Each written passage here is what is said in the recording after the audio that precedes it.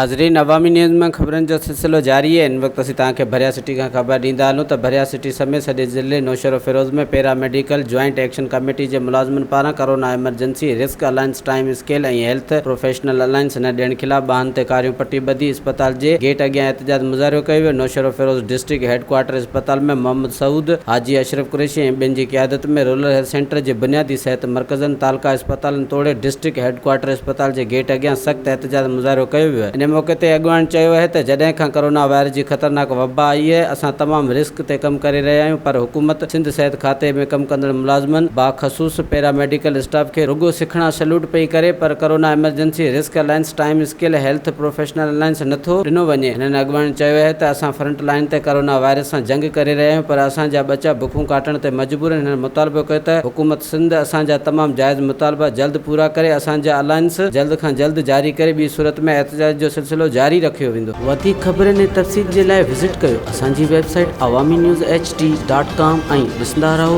Awami news HD।